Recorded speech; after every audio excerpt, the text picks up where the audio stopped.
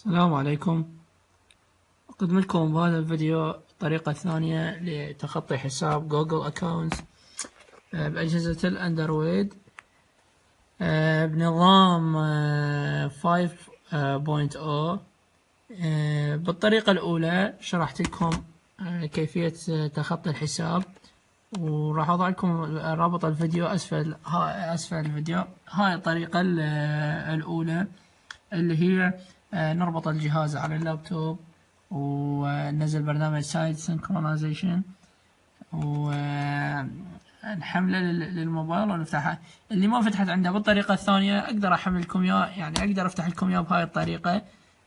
هاي الطريقة سهلة إن شاء الله بدون ما تحتاج لابتوب، أو يعني مجرد أنه بس يعني قد نحتاج إلى دقيقة أو ما نحتاج أصلا نهائيا. المهم تابعوا وياي الفيديو وإن شاء الله تحلون مشاكلكم. ننطي متابعة. مثل ما تشوفون كأنك على الراوتر، يلا يطلب تالي، ننطي الموافقة على الشروط، موافق.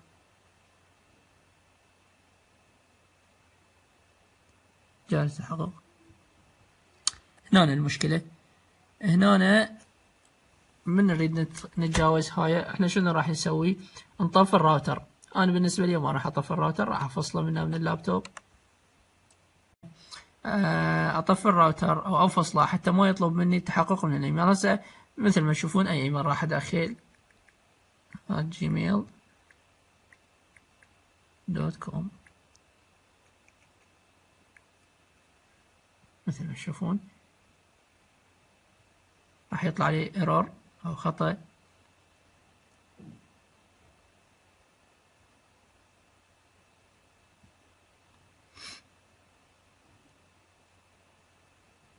انتظر شوية.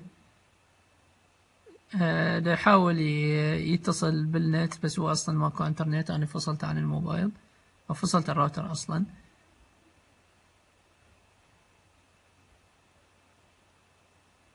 مثل ما تشوفون طلع لي خطأ.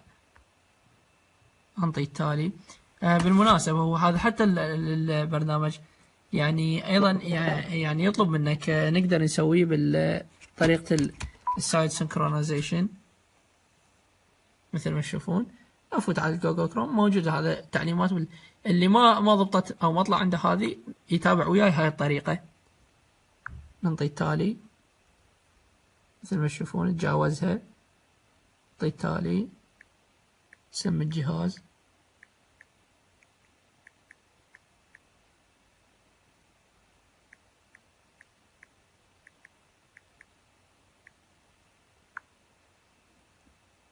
تعيين قفل الشاشة. بالنسبة لي راح اخلي نمط، خلي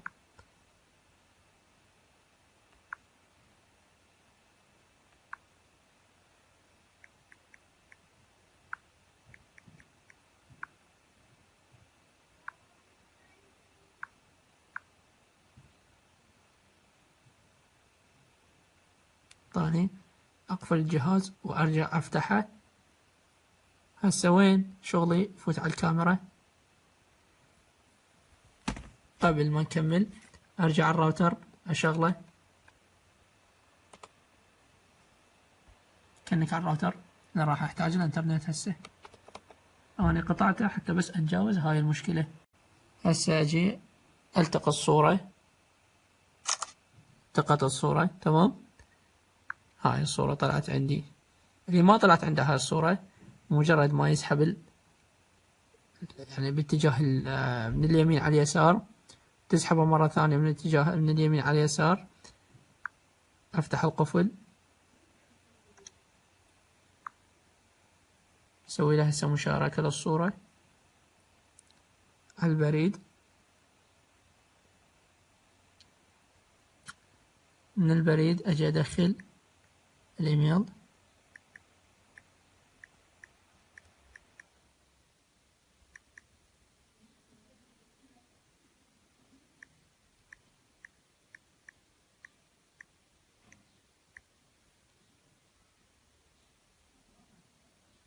تمام.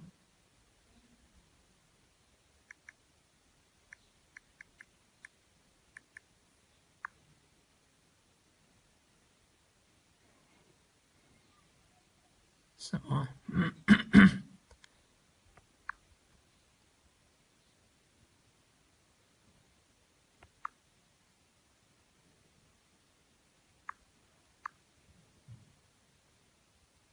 أصلي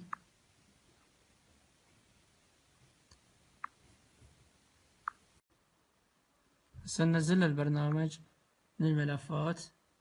هسه موجود عندي البرنامج، أنا محمله على اللابتوب. راح أخليكم الرابط أسفل الفيديو. هذا البرنامج هاجي أنقله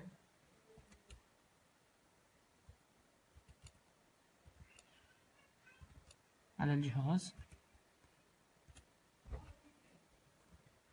أجي أسوي له إلحاق هذا، بعدين أجي أثبته. هسه بس مجرد نسوي إعادة ضبط.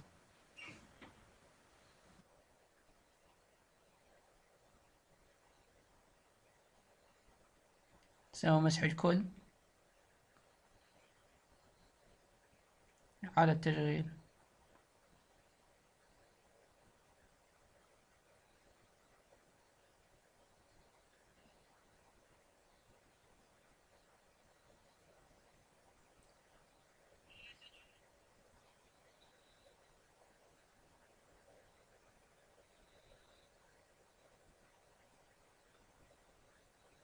شوف هاي الملاحظة، هاي من نشوف علامة السامسونج ملونة معناها النظام 5.0.1.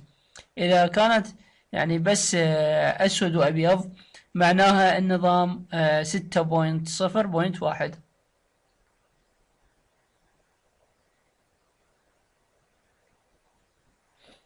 إذا كانت مثل هاي فمعناها نستخدم هاي الطريقة أو الطريقة قبلها. إذا كانت أسود وأبيض معناها 6.0.1. راح أشوف لكم الفيديو إن شاء الله. أسوي لكم فيديو ثاني هم آتين أحل لكم المشكلة هذيك. تمام، نختار اللغة العربية.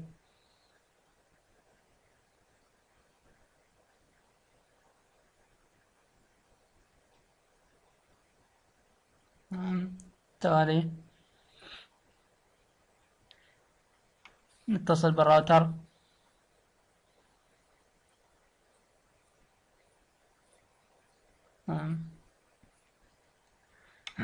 نعطي التالي.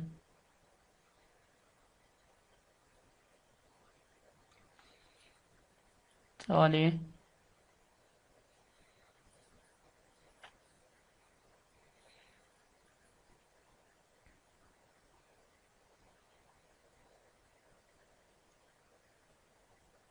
تمام. هسه تفعلت عندي خاصية التخطي. نعطي التخطي. تالي نعطي اسم.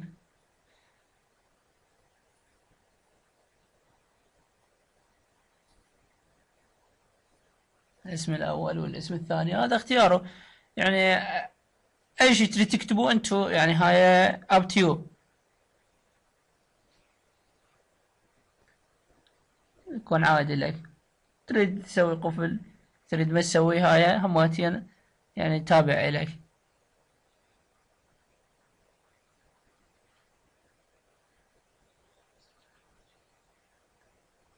خلي الرمز يعني الأساسي مال الجهاز خليت، وانتم بكيفكم هاي.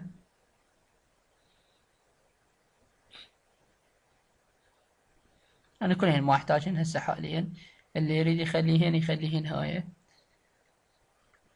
على العموم مثل ما تشوفون الجهاز اكتمل، وإن شاء الله كل شغلة تمام. إن أنا بس أجيت أشيل الحساب.